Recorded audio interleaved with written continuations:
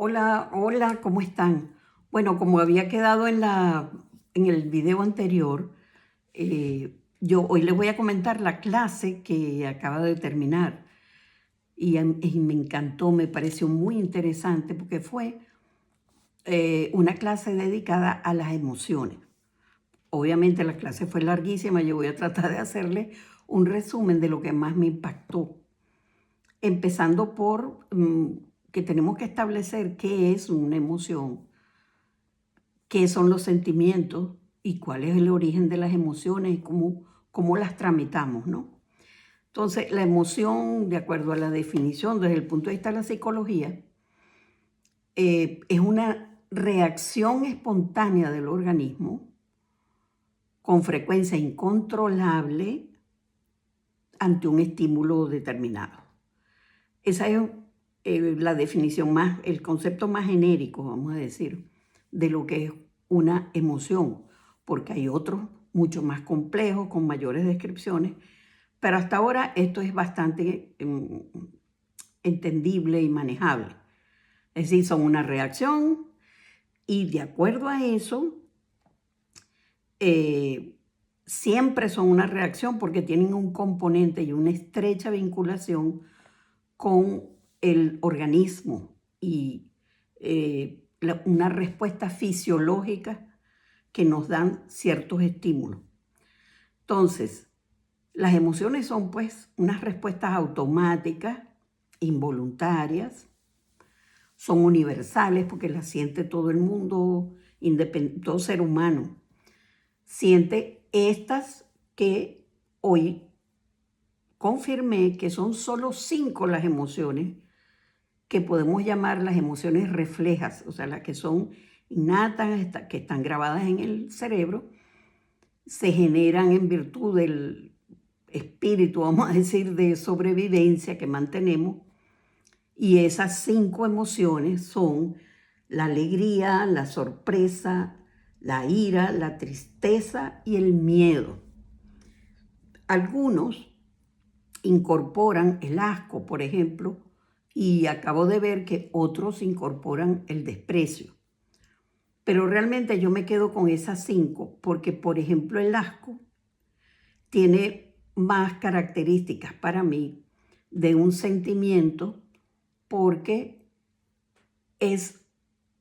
podemos sentirla o no de acuerdo a la interpretación que nosotros le demos a eso. Porque, por ejemplo, eh, alguien que haya crecido en México o en cualquier país oriental donde está acostumbrado a comer insectos, no tiene la misma reacción ante ese hecho que por lo menos yo, que si a mí me dicen para comer insectos, me produce una reacción de asco.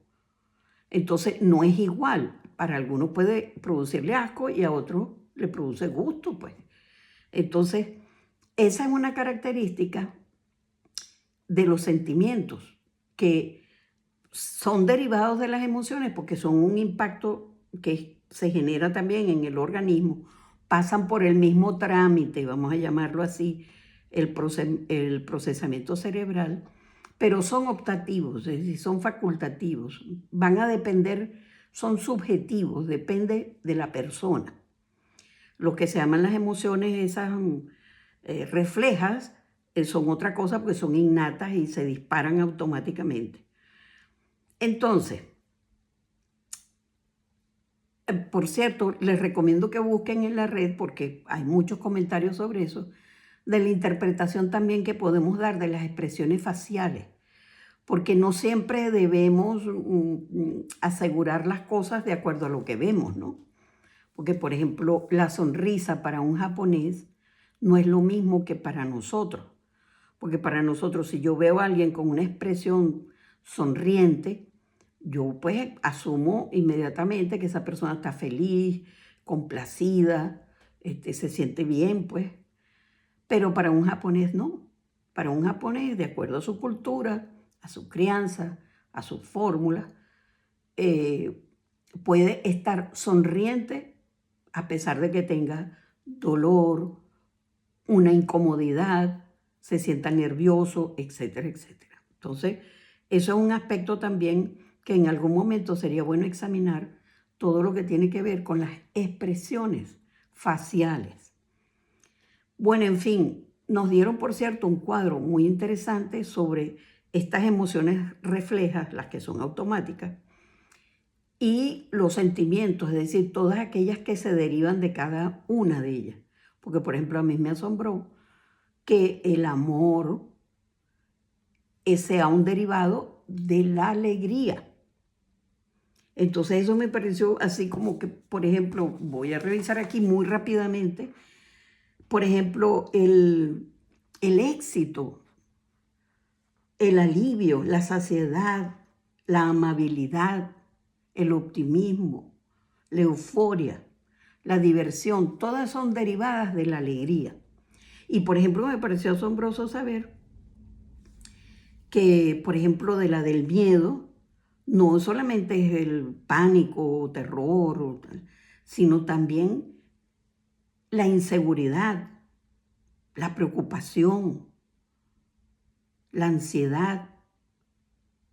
Entonces, eso es interesante saberlo porque una de las cosas que tenemos que dominar es el conocer qué emoción es la que estamos sintiendo o qué sentimiento tenemos e identificarlo para saber, como quien dice, cuál es su cura o cuál es su neutralizante, porque todas las emociones tienen un efecto fisiológico en el organismo y hay unas emociones que se instalan o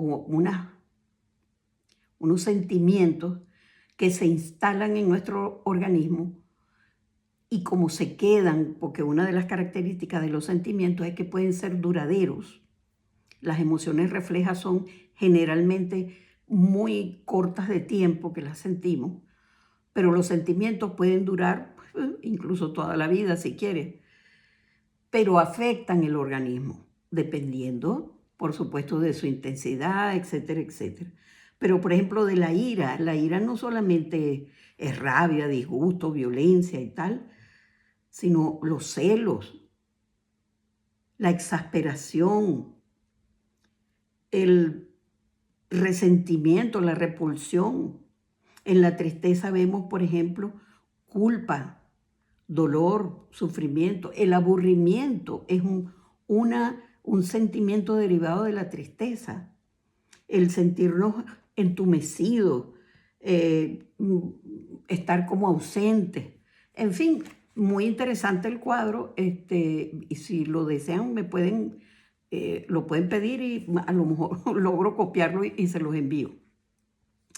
Bueno, lo cierto es que para rematar el tema de hoy, lo que les quiero explicar es el procesamiento que hace el cerebro de las emociones, porque nosotros tenemos que conocernos, tenemos que saber cómo funcionamos.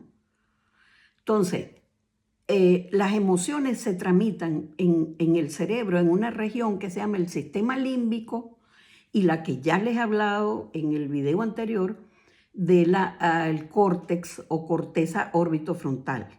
Esos dos son los que procesan en el cerebro el mundo de las emociones.